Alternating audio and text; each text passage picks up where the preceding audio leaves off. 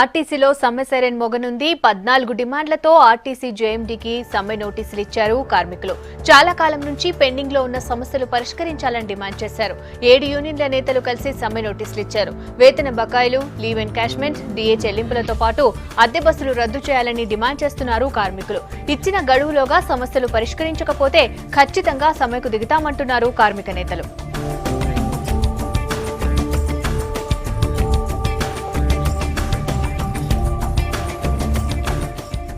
RTC కార్మికుల సమ్మె notice డిమాండ్లపై మరిన్ని డీటెయిల్స్ శ్రీపతి లైవ్ లో అందిస్తారు. గుడ్ ఈవినింగ్ శ్రీపతి, కార్మికుల మెయిన్ డిమాండ్స్ ఏంటి? నోటీస్ పై ఆర్టీసీ ఎండీ ఏమంటున్నారు? తొలిసారిగా సమ్మె సైరన్ మోగనుంది. అయితే 7 యూనియన్లకు చెందినటువంటి నాయకులు జేఎండీ రమణారావుకు 14 డిమాండ్లతో సంబంధించినటువంటి సమ్మె నోటీసుని ఇచ్చారు. వారిని అడిగి తెలుసుకుందాం. ప్రస్తుతం మన దగ్గర 7 యూనియన్లకు చెందినటువంటి నాయకులు ఉన్నారు. వాళ్ళని అడిగి తెలుసుకునే ప్రయత్నం చేద్దాం. ప్రస్తుతం ఎస్డబ్ల్యూఎఫ్కి సంబంధించినటువంటి విఎస్ రావు ఉన్నారు. ఆయన అడుగుదాం. సార్ చెప్పండి, ప్రధానంగా మీ డిమాండ్లు ఏంటి? ప్రధానంగా మేము డిమాండ్ చేస్తుంది, ఈ ప్రభుత్వం మాకు గత సంవత్సరం రీఎంబర్స్మెంట్కి సంబంధించిన 320 కోట్ల రూపాయలు ఇవ్వాలి. అదే రకంగా మా వేతన ఒప్పందానికి సంబంధించిన భారాన్ని నెలకు 75 కోట్ల రూపాయలు చొప్పున ఇప్పుడు 7 నెలలకు సంబంధించి 525 కోట్ల రూపాయలని ఆర్టీసీకి ఇవ్వాల్సిన అవసరం ఉంది. దాంతోపాటుగానే అనేక మాటలు హామీలు ఇచ్చిన డబ్బులు కూడా మాకు రావాల్సింది.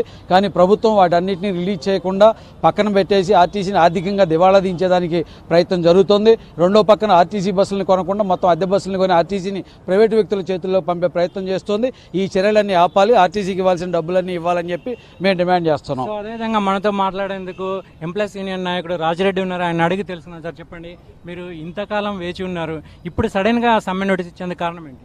మీరే చెప్తారు, ఇన్ని కాలం వేసి ఉండరు, సడన్గా ఎట్లయితుంది? వేచి ఉన్నాం. వేతనాల సవరణకు సంబంధించి బకాయిలు ఇవ్వాల్సిన తారీఖు 8 తారీఖు ఉగాది అయింది అనుకుంటా, ఏప్రిల్ 8.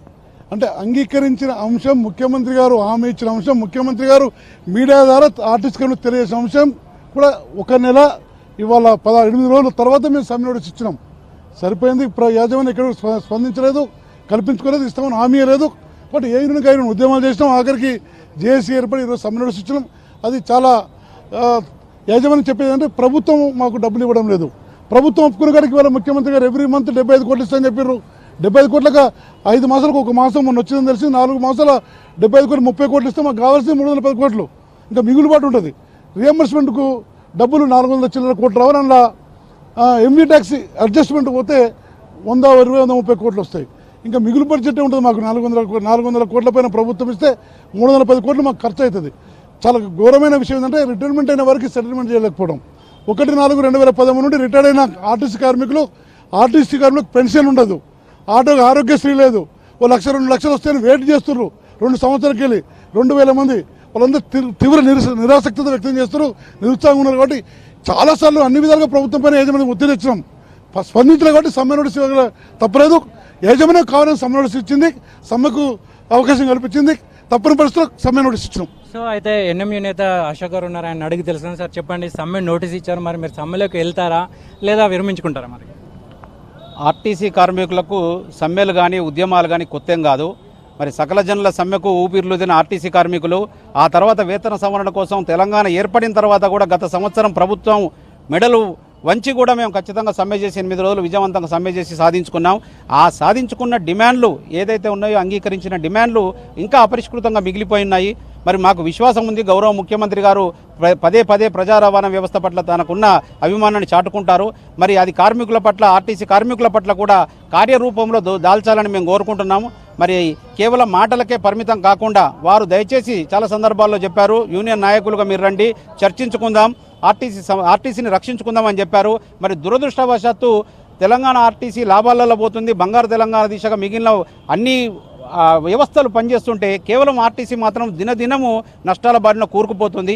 మేము ప్రధానంగా డిమాండ్ కేవలం ఆర్థికపరమైన అంశాలే కాదు, సంస్థ పరిరక్షణ కోసం ఏదైతే అద్దె బస్సులో తగ్గించడము, కొత్త బస్సుల కొనుగోలు ద్వారా ఆర్టీసీని విస్తరించుకోవడము, అదేవిధంగా అక్రమంగా చట్టవిరుద్ధంగా ఏదైతే ప్రైవేటు రవాణా జరుగుతుందో, ప్రత్యేకించి ఆంధ్ర తెలంగాణ రెండు రాష్ట్రాల మధ్య వేలాది బస్సులు పర్మిట్లు లేకుండా, మరి కొన్ని పర్మిట్లు ఉన్న కాంట్రాక్ట్ క్యారేజ్ పర్మిట్లు తీసుకొని స్టేజ్ క్యారేజీలుగా నడుపుతూ ఆర్టీసీకి నష్టం కాకుండా ప్రభుత్వ ఖజానాకు కూడా గండి కొడుతున్న పరిస్థితులు ఉన్నాయి.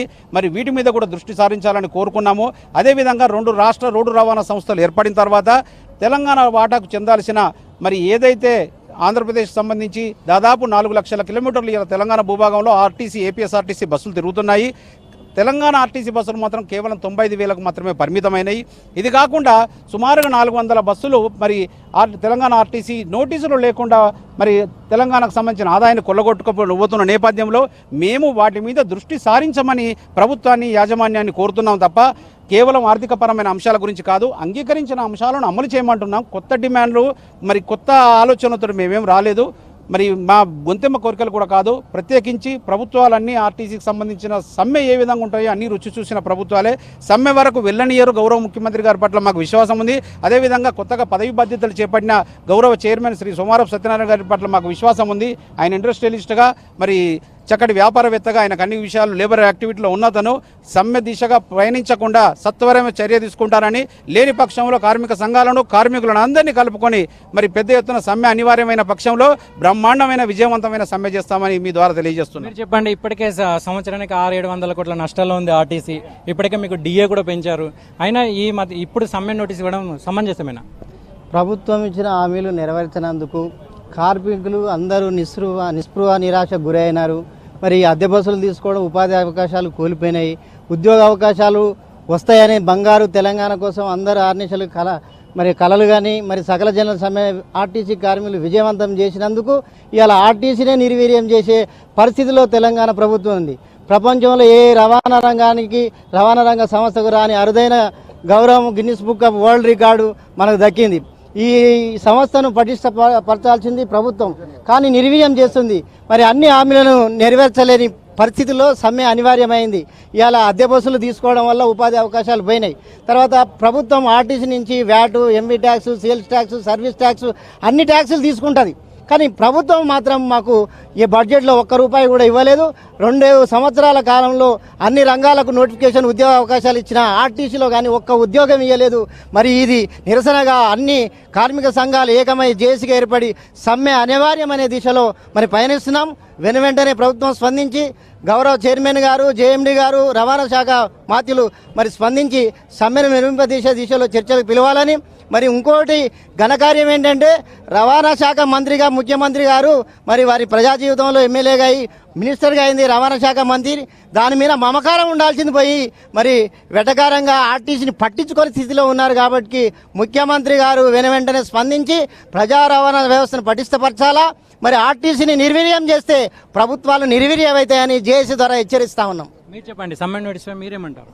బహుజన్ వర్కర్స్ యూనియన్ తరఫున ఈ సమ్మె నోటీసులో 7 సంఘాలతో పాటు మేము కూడా పాల్గొన్నాము. మేము ఈ సమ్మె నోటీస్ నుంచి మళ్ళీ తప్పుకునే పరిస్థితి లేదు. ఎందుకంటే ఈ 60 సంవత్సరాల నుంచి ఏదైతే ఫూడల్ వ్యవస్థకు వ్యతిరేకంగా ఫెడరల్ స్ఫూర్తితోటి ఏ విధంగా సకల జనుల సమ్మెలో అందరూ పాల్గొన్నామో అదే ఫెడరల్ స్ఫూర్తితోటి 7 సంఘాలు కూడా పాల్గొన్నాయి. దీంట్లో కొన్ని యూనియన్లు పాల్గొనట్లేదు. వాళ్ళకు మాత్రం ప్రతిరోజు ఒక ₹30,000 కార్మికుల చెమట. యూనియన్లు పాల్గొనట్లేదు, వాటి పేరండి. ఒక 2 యూనియన్లు పాల్గొనట్లేదు. అందులో ప్రధానంగా టీఎంయూ యూనియన్ పాల్గొనట్లేదు. కానీ బలవంతంగా మాత్రం కార్మికుల దగ్గర నుంచి చందాలు మాత్రం వసూలు చేస్తున్నారు. ఆ చందాలు ప్రతిరోజు ₹30,000 వస్తుంది.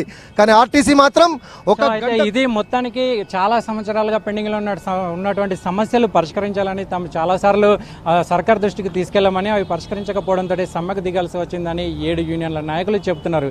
ఇది తాజా పరిస్థితి. ఓటీయూ. Thank you Srinivas.